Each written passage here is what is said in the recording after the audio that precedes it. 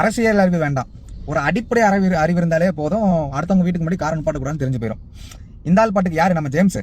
இந்த ஆள் பாட்டுக்கு அடுத்தவங்க வீட்டு வாசல்ல போய் கேட்டை ஒட்டி கார் நிப்பாட்டிட்டாப்ல. இவங்க 2 பேரும் ஜாலியாக போய் சாப்பிட்டு 1 மணி நேரம் சாவகாசமா வரும்போது அந்த அம்மா பொறுத்து பார்த்துருக்கு வீட்டம்மா.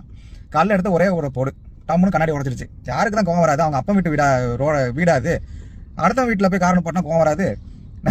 இதை இந்த ஆள் எப்படி திருச்சி சொல்றான் அப்படின்னா, நம்ம ஜேம்ஸ், நான் வந்து தாவேக்கா விமர்சனம் பண்ணேன், அதனால அந்த கட்சியை சேர்ந்தவங்க கல் எடுத்து அடிச்சிட்டாங்க, எங்களுக்கு வேற வேலை மயிர் இல்லை, நீ எல்லாம் எங்களுக்கு ஒரு ஆளா, நாங்க அரசியல் பண்ணிக்கிட்டு இருக்கோம், நீ காமெடி பண்ணிட்டு இருக்க, உடனே வந்து நாங்க விமர்சனம் பண்ணணுமா? சம்பந்தமே இல்லாம வந்து வாண்டடாஸ் வந்து சேர்றது அப்படின்னா தானே வந்து லைம் லைட் வந்து மேல போடும். விஜய் பத்தி பேசினா தானே வந்து எல்லாத்துக்கு தெரிய ஆரம்பிப்போம். நமக்கு ஒரு மார்க்கெட் இல்ல, கலைஞர் டிவில ஏதோ ஒன்று பொழப்பு நடத்திக்கிட்டு இருக்கோம், வயிற்று பொழப்புக்கு ஏதாச்சும் ஒன்று பண்ணணும் இல்லையா? நான் வந்து அறிவாளி, இந்த அறிவாளித்தனமா பேசணும்லாம் அடிப்படை அறிவில்லாதவனா தான் இருப்பானுங்க.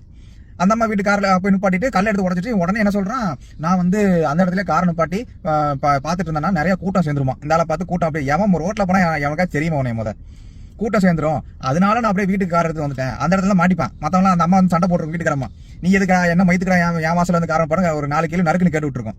வந்து இந்த மாதிரி தாவக்கை மேல வந்து பழிய போடுறது. போலீஸ் பார்த்துச்சு, ஏங்க அரசியல்லாம் ஒன்றும் கிடையாது, நீங்க அவங்க வீட்டு வாசல போய் காரணம் பண்ணா தூக்கி வச்சு கொஞ்சவா செய்வாங்க, அதான் நம்ம எடுத்து கல்ல போட்டு ஒரே வழியா உடச்சிருச்சு அப்படின்னு. இவங்க பாத்துக்கோங்க, எந்தெந்த விஷயத்தெல்லாம் வந்து அரசியலாக்கணும், எப்படியெல்லாம் இவங்க வந்து வெளிப்படுத்திக்கணும் அப்படிங்கறத வந்து தெளிவா பண்ணிக்கிட்டு இருப்பாங்க. இந்த ஆள் வந்து பியூர் ஊபி. யார், நம்ம அண்டாக்கு அடுத்து ஜீவசகாப்தன், அவனுக்கு அடுத்து இந்த ஆளு இப்ப ரீசெண்டா எல்லாத்தையும் வந்து பேசிட்டு இருக்கிறது. போய் வேலையை பாருங்கடா, எதுக்குடா வாண்டடா வந்து நின்றுட்டு இருக்கீங்க?